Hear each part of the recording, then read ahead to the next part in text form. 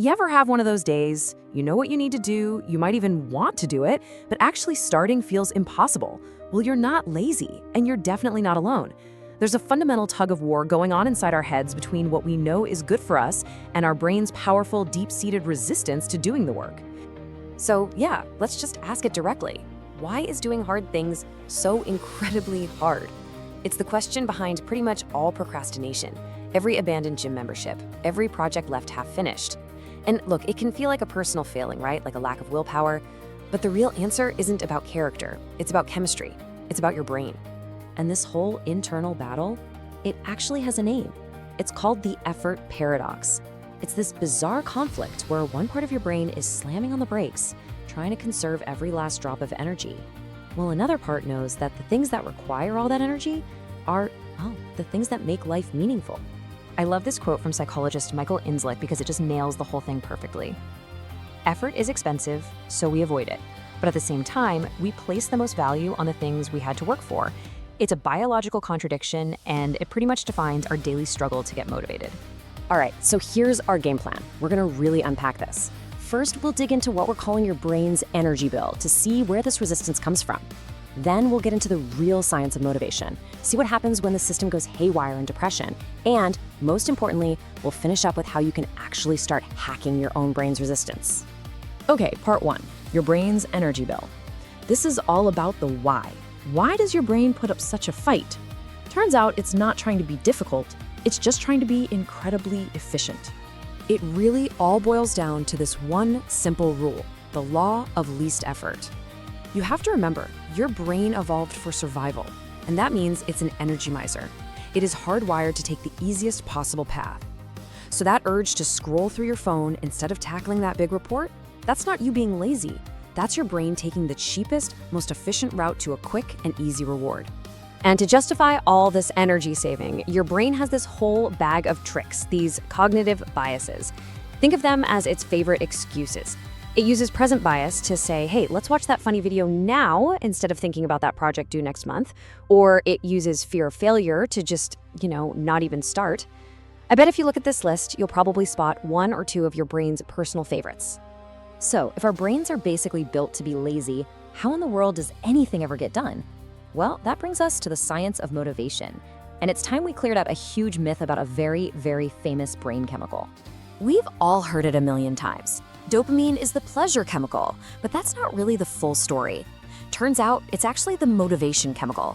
It's not the feeling of pleasure you get after the reward, it's the chemical kick in the pants that drives the effort to go get the reward in the first place. It's the wanting, not the liking. And this right here, this is the machinery that makes it all happen. Dopamine flows along these pathways, and it basically acts like the currency for effort.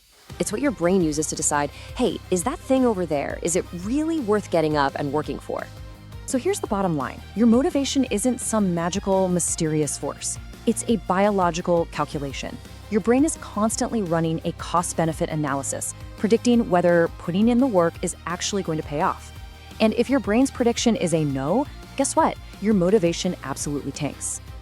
Now this brings us to something really, really important. What happens when this whole prediction system, this engine of effort, completely breaks down? Well, this is absolutely central to understanding the experience of clinical depression.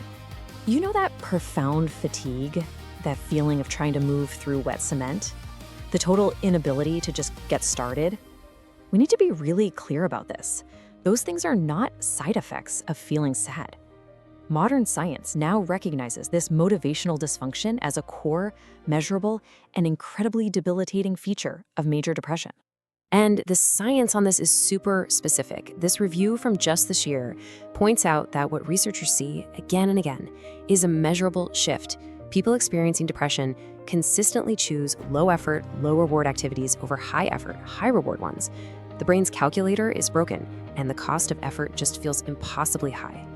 And this is a really critical distinction to make. We often talk about anhedonia, the inability to feel pleasure, the liking part.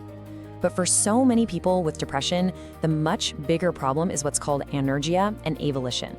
That's a deep lack of energy and the drive to pursue goals. It's a problem with the wanting system. So think about it this way.